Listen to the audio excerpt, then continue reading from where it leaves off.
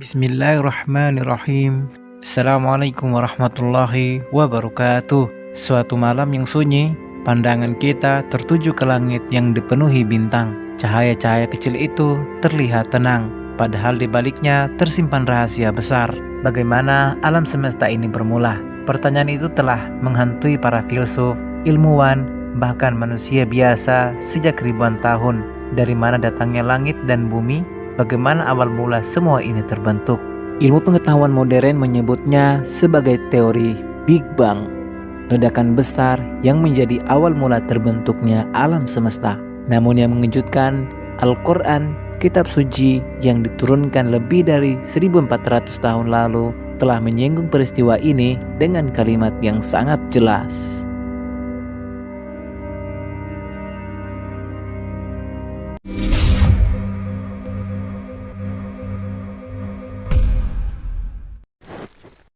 Al-Quran mengisyaratkan ledakan awal. Allah Subhanahu wa Ta'ala berfirman dalam surah Al-Anbiya ayat 30, dan apakah orang-orang kafir tidak mengetahui bahwa langit dan bumi itu keduanya dahulu adalah sesuatu yang padu, kemudian kami pisahkan antara keduanya, dan dari air kami jadikan segala sesuatu yang hidup, maka mengapakah mereka tiada juga beriman?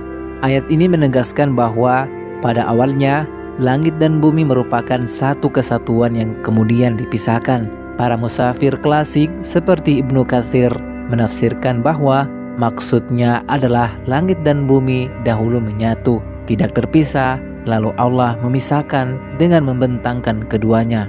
Ilmu pengetahuan modern baru menyebutnya pada abad ke-20 sebagai Big Bang, sesuatu peristiwa ledakan besar sekitar 13,8 miliar tahun yang lalu yang melahirkan ruang, waktu, materi, dan energi. Big Bang dalam bahasa ilmiah dan Al-Quran. Para astronot menjelaskan sebelum ledakan besar, seluruh alam semesta terkonsentrasi dalam satu titik super padat dengan energi yang tak terhingga. Kemudian titik itu meledak bukan ke dalam ruang, tetapi menciptakan ruang itu sendiri. Al-Quran menyebut kata rotoqa, yaitu sesuatu yang menyatu, rapat, dan padat. Lalu Allah memisahkannya menjadi fataqa, atau terpisah, pecah, dan terbuka. Kata ini sangat mirip dengan konsep Big Bang yang dijelaskan ilmuwan dari satu titik padat menjadi terpisah, terbuka, dan meluas. Apakah kebetulan ataukah ini wahyu ilahi yang jauh mendahului sains modern? Alam semesta terus mengembang. Bukan hanya awal mula, Al-Quran juga menyebut tentang ekspansi alam semesta. Allah Subhanahu wa Ta'ala berfirman dalam surah Al-Zariyat ayat 47, dan langit itu kami bangun dengan kekuasaan kami, dan sesungguhnya kami benar-benar meluaskannya. Ilmuwan modern sejak penemuan Edwin Hubble pada tahun 1929 menyatakan bahwa galaksi-galaksi saling menjauh satu sama lain. Semesta tidak statis, melainkan terus mengembang. Fakta ini persis seperti yang disampaikan Al-Quran. Ledakan awal yang melahirkan keseimbangan. Peristiwa Big Bang bukan sekedar ledakan kacau, melainkan awal dari sebuah keteraturan. Dari partikel-partikel yang tersebar, terbentuklah atom, bintang, galaksi, hingga tata surya yang rapi.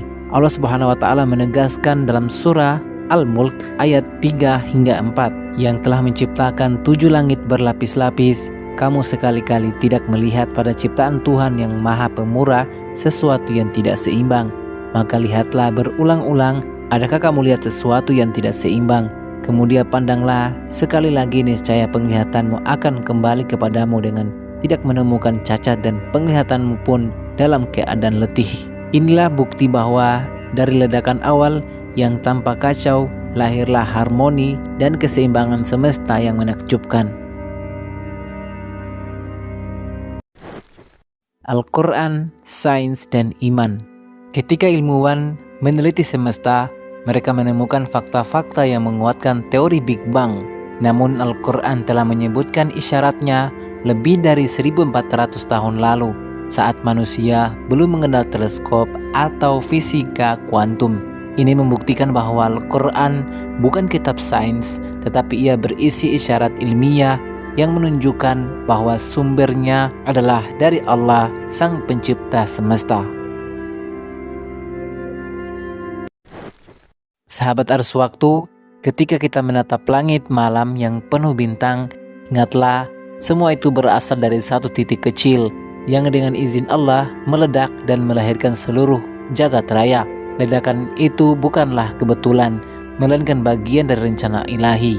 Maka pertanyaan terbesar bukanlah bagaimana alam semesta tercipta, karena Al-Quran telah memberi jawabannya, tetapi mengapa kita diciptakan? Apakah hanya untuk hidup sebentar di dunia, ataukah untuk mempersiapkan perjalanan panjang menuju akhirat? Allah Subhanahu wa Ta'ala menegaskan dalam surah Az-Zariyat ayat 56, "Dan aku tidak menciptakan jin dan manusia, melainkan supaya mereka menyembahku." Big Bang bukan sekedar teori kosmologi, tetapi sebuah tanda agar manusia kembali menyadari kebesaran Sang Pencipta. Waktu tak pernah berhenti dan rahasia terus menunggu untuk terungkap. Jika kamu merasa video ini bermanfaat, jangan lupa untuk like, komen, share, dan subscribe ke channel Arus Waktu agar kita bisa terus menjelajahi sejarah, ilmu, dan misteri bersama-sama. Assalamualaikum warahmatullahi wabarakatuh.